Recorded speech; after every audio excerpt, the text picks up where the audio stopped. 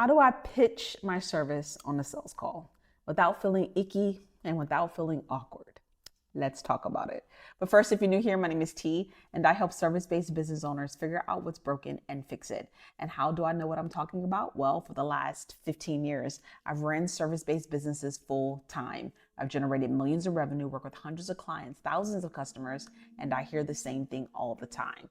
T, I am on these sales calls. My clients seem so interested. The leads are excited. And then it gets down to the pitch, and I just freeze. It feels so awkward. I don't know what to do.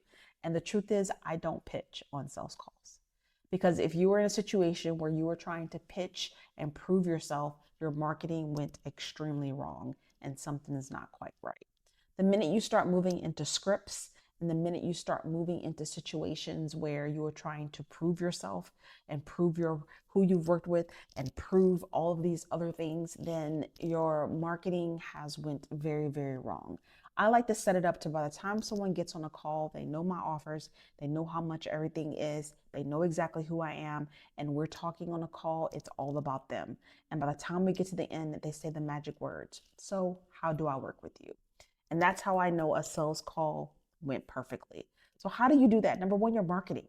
If you're not marketing yourself and marketing your business, by the time someone gets on a sales call, they don't know who you are. And that's when you're struggling back and forth trying to prove who you are.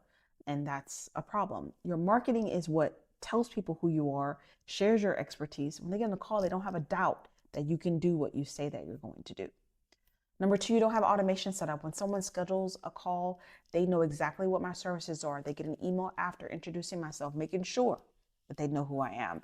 They get an email that's going to my website that has testimonials and portfolios. So they're not asking me to prove if I work with this person or that person. They have all access to all that information already so that we can focus on their pain and their transformation on the sales call. All of that is pre-work way before the sales call starts. And you really want to make sure that you get that taken care of because it will save you so much pain on those calls and you won't have to be worried about trying to read scripts and pitch yourself.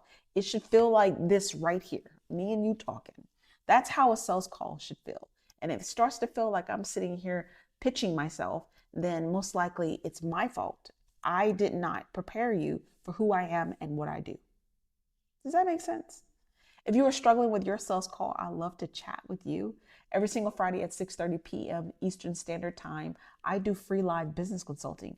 Just show up and tell me your problems, and I will be happy to coach you through them. And there's other service providers in the room as well, and they'd be happy to help too.